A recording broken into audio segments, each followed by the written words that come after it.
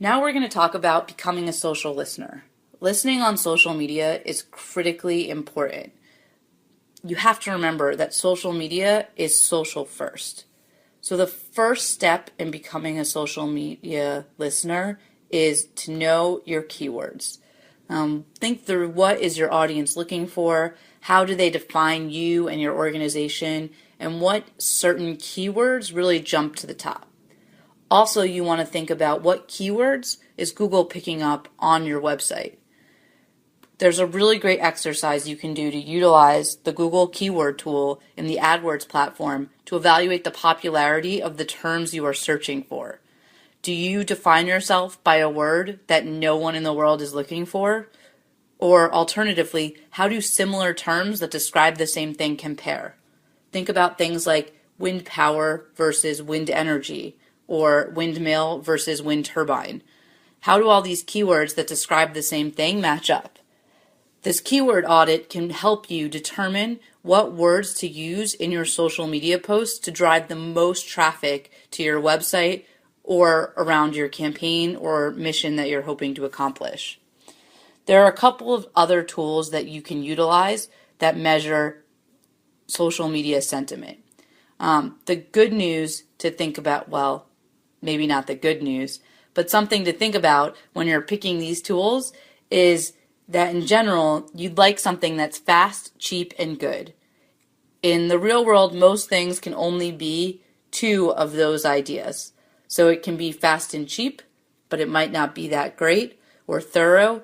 It can be fast and good, but it's probably going to cost a lot of money. Or it can be good and cheap, but it might take either your time or time to get the results. So I'm just going to give an overview of some of the free or cheap tools that I like to use. First and foremost, there's Google Alerts, which I've already mentioned. It can send you email notifications around your company name, your boss's name, your name, any keywords that you think are important for you to be monitoring. There are tools like Hootsuite and TweetDeck, which will allow you to create social media feeds. The biggest difference between the two is that Hootsuite lives in the cloud, so you can access it on a website off of any computer, and your dashboard will be the same. TweetDeck requires software that you install to your desktop, and so if you try to log in from a different computer, it's not going to necessarily look the same. Next, there's something called Feedly, and that's FEED.ly. Feedly is a really great tool. It moved into the space when Google Reader became non-existent. And what Feedly is it allows you to subscribe to blog updates and news updates from important publications, from journalists, from certain news beats, anything around keywords that you again want to be following, and it puts it all in one place as a dashboard. And then another benefit is that it integrates with a social media publishing software that's called Buffer. And Buffer will allow you to post updates to all of your different channels. You can schedule them for an optimized time, or you can pick times, or you can send things immediately. But this works out great because if you're reading the news and you see an article that offers value-added content for your audience, you can immediately publish it across all your channels in the appropriate languages with one click. The next few that I'm going to mention aren't free, but they are pretty affordable. The first is Sprout Social, and again, they offer discounts for small businesses, but they'll allow you to switch from account to account and run analytics reports as well as monitor keywords across the different platforms. And then the last one that I'm going to mention is Tweetbinder.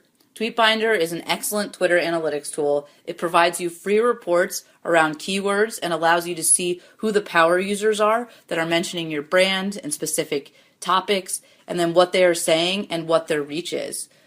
And if you need something a little bit deeper than the free report they give, they also offer historical reports around a certain time that happened in the past, or expanded reporting for a small fee.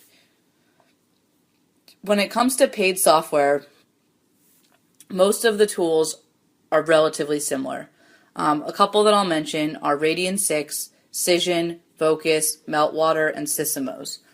The biggest difference between most of these is cost, but once you demo them, they'll offer pretty much the same tools for slightly different prices, and each of them might do something a little bit different than the other. But in general, all of these tools offer a one-stop shop for publishing, analytics, and listening, so they can be very efficient in terms of how you spend your time, but they can range in price from hundreds to thousands of dollars a month. If you demo each of them, you can usually negotiate a discounted rate, but again, that's also your time being spent. Now we're going to change gears a little bit and think through how we move from being a passive listener to an active listener. Having alerts set up like Google's alerts or TweetBeep, as I mentioned earlier, or even running reports on Hootsuite and Sprout Social are all really helpful, but if all you do is listen and nothing else, you're in the category of being a passive listener.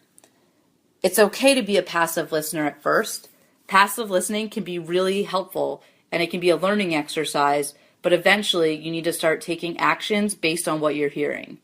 These actions can be in the form of an actual response, or they can help you determine how to allocate resources, or if you need to change course or alter your plans and goals. If you see no mentions of your brand on Facebook, or there are negative comments regarding your brand on Twitter, or you see that 20% of your website traffic is coming from LinkedIn, you can come up with a plan for how to allocate your resources appropriately to the right channels. When we discuss analytics, we'll take a look at making these data-informed decisions.